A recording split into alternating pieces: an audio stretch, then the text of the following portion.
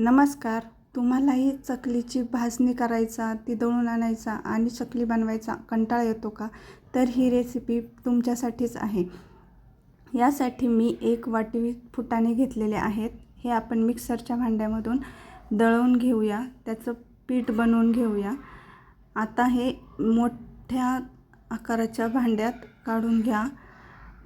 त्यानंतर ज्या वाटीने आपण फुटाणे मोजून घेतले होते त्याच वाटीने आपण तांदळाचं पीठ देखील मोजून घेणार आहोत. म्हणजे 1 वाटी फुटाण्याला 2 वाटी तांदळाचं पीठ. हे प्रमाण अगदी परफेक्ट आहे, त्यामुळे चकली अगदी खुसखुशीत होते.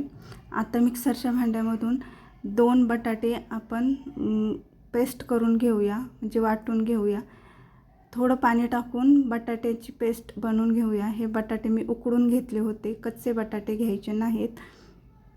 बटाट्याची पेस्ट घेतल्यानंतर त्यामध्ये आपण तीळ, जिरी, हळद, हिंग, ओवा, लाल तिखट आणि मीठ हे टाकणार आहोत. याने आपली चकली एकदम टेस्टी होते.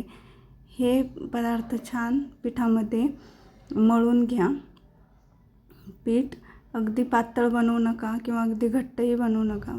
जी बटाट्याची पेस्ट आपण बनवली होती त्यातच आपण हे पीठ मळून घेऊयात पहिल्यांदा, आणि नंतर तुम्हाला वाटेल तसं हळूहळू पाणी टाका. पाणी जास्त टाकू नका. आता मी इथे फक्त अर्धी वाटी पाणी वापरलं असेल, कारण पीठ पातळ झालं तर चकली तुटते, त्यामुळे पीठ शक्यतो घट्टच मळा. आता या पिठाला आपल्याला भिजवून देणे वगैरे असं काहीही लागत नाही. तुम्ही इन्स्टंट चकली बनवू शकता.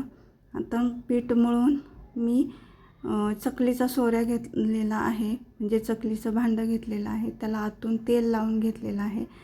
बघू शकता, अशा प्रकारे मळून मी चकलीच्या भांड्यात सोऱ्यात ते पीठ टाकून छान चकली बनवून घेत आहे.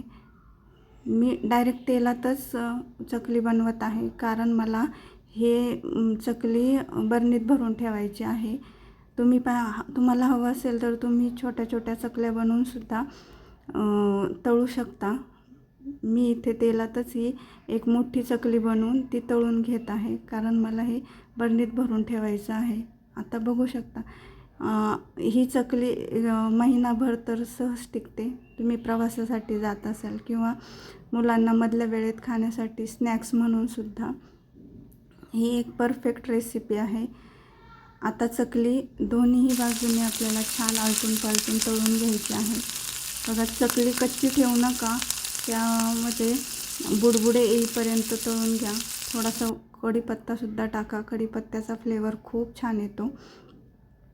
आलटून पलटून चकली दोन्ही बाजूंनी आपल्याला मस्त तळून घ्यायची आहे. गोल्डन सोनेरी रंगावर बघा, ही चकली आपली मस्त तळून होत आहे. अजिबात तुटत नाही आणि एकदम झटपट बनवून होते. मला इथे फक्त 10 मिनिट लागले असतील ही चकली बनवायला. एकदम छान क्रंची होते. पॅकेट फूडपेक्षा घरी बनवलेली ही चकली मुलांना नक्की आवडेल. तुम्ही हे करून बघा. व्हिडिओ आवडल्यास लाईक करा, शेअर करा आणि हो, चॅनलला सबस्क्राईब करायला अजिबात विसरू नका. एकदम क्रंची कुरकुरीत चकली तुम्ही देखील नक्की ट्राय करा. भेटू अशाच एका नवीन व्हिडिओसोबत. तोपर्यंत